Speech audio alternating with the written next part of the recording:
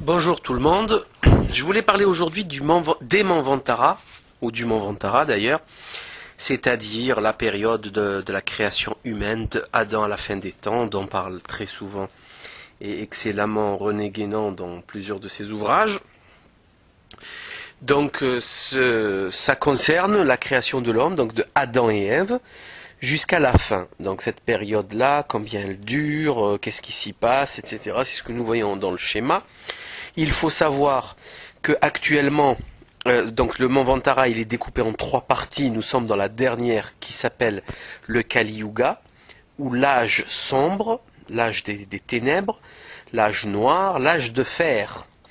Donc c'est le Kali Yuga. Yuga, ça veut dire âge, période, et Kali, c'est sombre, et vous avez les trois autres périodes du Kali Yuga qui sont le Satya Yuga, l'âge d'or, le Treta Yuga qui est l'âge d'argent et le Dwapara Yuga qui est l'âge d'airain. Il faut savoir que correspond donc à l'âge de fer, le Kali Yuga, l'âge de fer, le métal fer. Le métal fer, c'est un métal qui a été découvert il y a à peu près 4 à 5 000 ans. Donc ce qui correspond assez bizarrement au début comme certaines personnes disent, au début du Kali Yuga. Et vous savez aussi que René Guénon parle du Kali Yuga en tant que période de dégénérescence, décadence, dissolution, mais aussi de solidification. Ce qui veut dire, enfin de matérialisme, et tout ce qui est matériel est stable, figé, solidifié. Et il faut savoir que le fer est l'isotope le plus stable dans le noyau et le plus stable avec les forces de liaison les plus fortes. C'est dans tout le tableau de Mendeleïev, donc c'est le noyau le plus fort. Donc vous voyez aussi ici les quatre parties du Manvantara. Et selon René Guénon, nous sommes vraiment à la fin du Kali Yuga. À la fin du Kali Yuga. On a des preuves dont on va parler après. Par contre, ce Kali Yuga, ce Manvantara est représenté par un triangle. Un triangle qui est représenté par 4 points à la base, 3, 2, 1. C'est la fameuse tétractys pythagoricienne. Plus exactement, dans Symbole de la science sacrée, ce triangle trouve à sa base un rectangle de 4 points de côté qui font donc 16 points. Et le triangle, juste au-dessus, donc 4, 3, 2, 1, ça fait 10 points. 16 plus 10 égale 26. Ce schéma-là représente donc, selon René Guénon, la tétractys pythagoricienne. Alors, tétractys, dans tétra, il y a 4. Pourquoi 4 ? René Guénon nous explique que c'est le nombre de la manifestation universelle. Et vous retrouvez souvent le 4 un peu partout, les 4 saisons, les 4 directions, nord, sud, est, ouest, les 4 âges de l'homme, les 4 éléments sans l'éther, les 4 phases lunaires du mois lunaire, et bien d'autres choses comme ça qui sont divisées en 4. Donc ça c'est quand même assez important à comprendre. Qu'est-ce que la tétractys ? En fait, la tétractys, c'est très simple. C'est la totalité des nombres. Pourquoi ? Parce que avec le 1, le 2, le 3 et le 4, vous pouvez avoir vous pouvez déduire tous les autres nombres par addition. Les nombres triangulaires représentent, en fait, tout ça représente, vous pouvez étudier ça avec les mathématiques, d'accord ? C'est pas très compliqué. Les nombres triangulaires, c'est la suite de Fibonacci. C'est-à-dire que le premier c'est 1, le second c'est 2. 1 plus 2 égale 3. D'accord ? 1 plus 2 plus 3 égale 6. Donc voilà, vous additionnez et vous avez un résultat. Et les nombres carrés, c'est simple. 1 au carré c'est 1, 2 au carré c'est 4, 4 au carré c'est 16.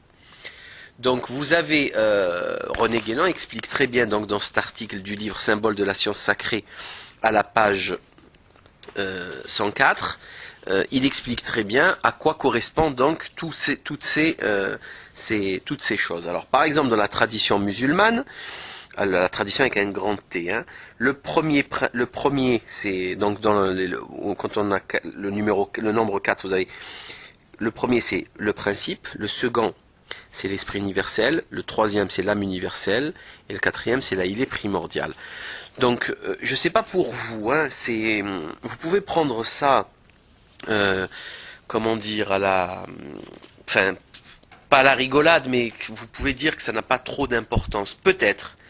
Par contre, il y a des gens qui prennent ça très au sérieux, et notamment les francs-maçons. Donc il faut, voilà. Donc là, on est en train d'essayer de comprendre pourquoi la plupart des logos, hein, que ce soit AOL, Mitsubishi ou le Crédit Mutuel enfin, autant de logos soient triangulaires comme ça, ce n'est pas normal. Pourquoi il y a un triangle dans toutes les loges maçonniques, dans tous les livres maçonniques? Pourquoi il y a un triangle sur le billet d'1 $? Pourquoi il y a un triangle sur la déclaration des droits de l'homme et donc ça, je crois que c'est la moindre des choses. C'est vraiment la moindre des choses. Et il faut savoir aussi que vous pouvez comprendre par là pourquoi dans les mesures linéaires la base c'est 10 et circulaire la base c'est 9. Donc ça aussi c'est important à comprendre. Donc on peut se retrouver avec beaucoup de réponses à des choses que l'on pratique quotidiennement.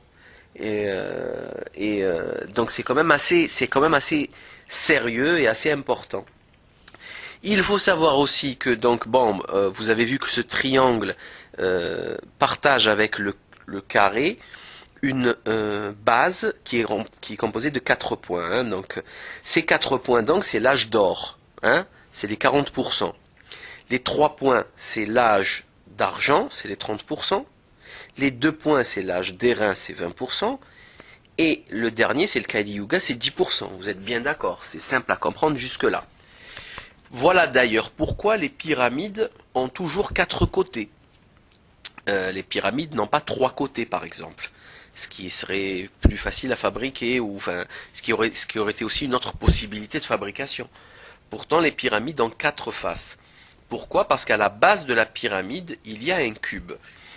Il faut savoir que les pyramidions, tout ceci est très très sérieux. Hein, il faut prendre ça quand même un minimum au sérieux pour essayer de comprendre ce qui se passe. Même si on n'y croit pas, on le prend en considération pour essayer de comprendre. Ça n'empêche pas d'essayer de comprendre ce qui se passe autour de nous. Donc si on remarque bien, vous avez vu ce symbole qui est donc une petite pyramide au-dessus, un petit triangle au-dessus d'un cube. Dans la tradition ésotérique, c'est le symbole de la pierre cubique à pointe, ou plutôt, c'est désigné comme la pierre cubique à pointe, et c'est le symbole de la pierre philosophale. Enfin, vous vous rendez compte quand même de ce que ça représente, hein, l'élixir de vie, la pierre philosophale, l'alchimie, etc.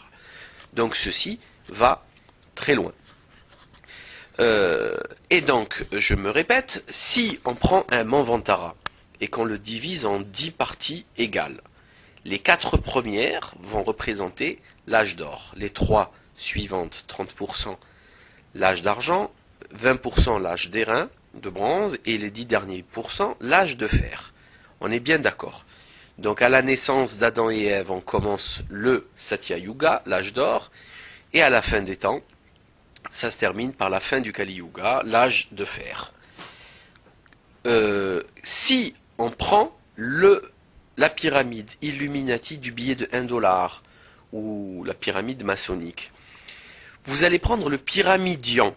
Le pyramidion, c'est la petite pyramide, c'est la pointe au-dessus de la pyramide qui est séparée de la base, et dans laquelle se trouve dessiné l'œil de Lucifer, the all-seeing eye, l'œil qui voit tout, avec bien sûr derrière des rayons de soleil, des rayons de lumière, parce que Lucifer en latin veut dire luciferaire, porteur de lumière.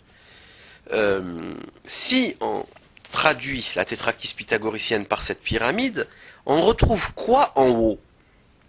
En haut, on ne peut retrouver que le Kali Yuga, c'est-à-dire des démons. Est-ce que vous comprenez ce que je veux dire? L'âge d'or, il est en bas, c'est les 4 points.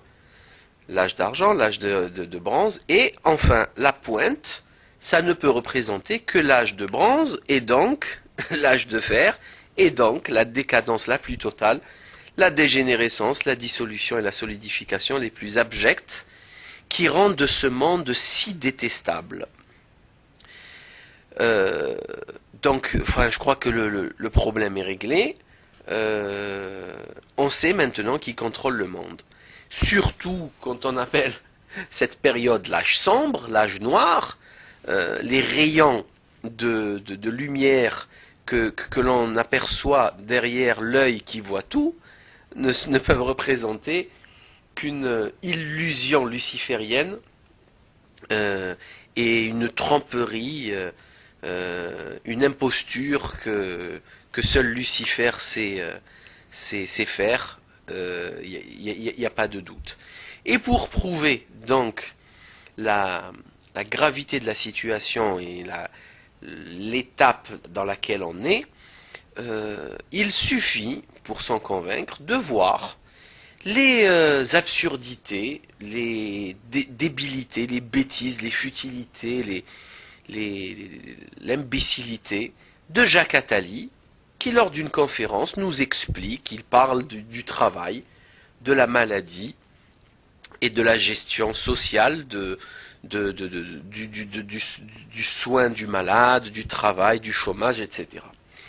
Et bien sûr, comme un bon marxiste qu'il est, parce que c'est tous des marxistes néoconservateurs, hein, ça il faut le savoir, quand on connaît l'histoire des Illuminati, ça ne vous étonne plus du tout.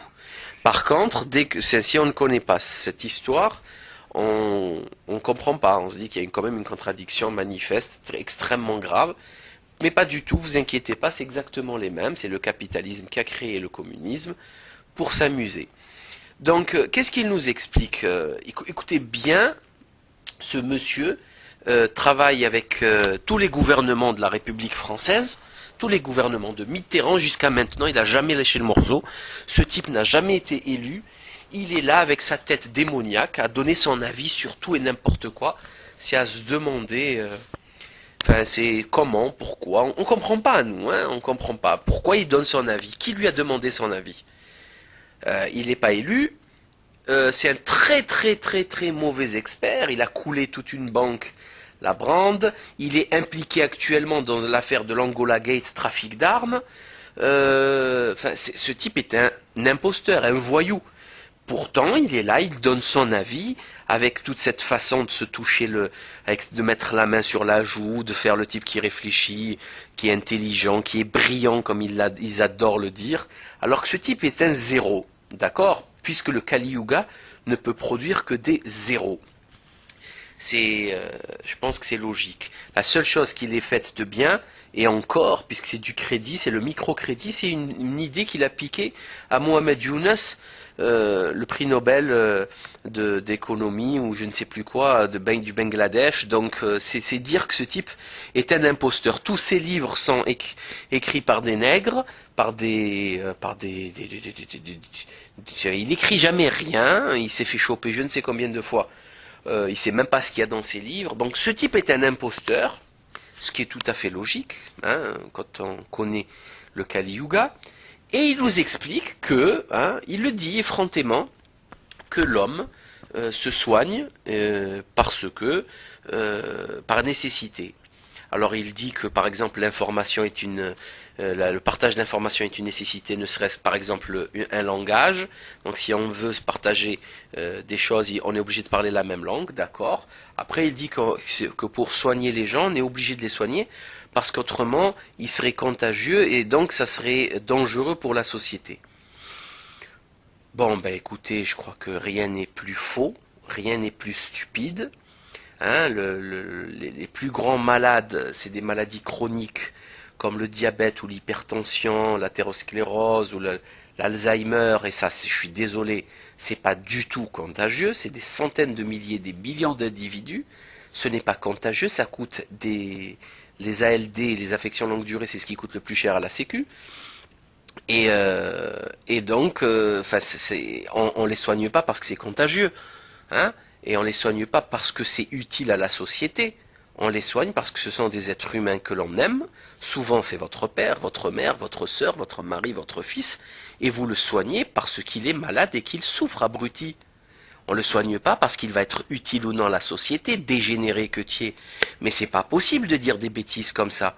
Mais pour un marxiste, parce que ces gens c'est des Illuminati, des agentours que les Illuminati envoient pour imposer leur avis dans une société de dégénérés comme la société française qui ne sait plus veiller au grain.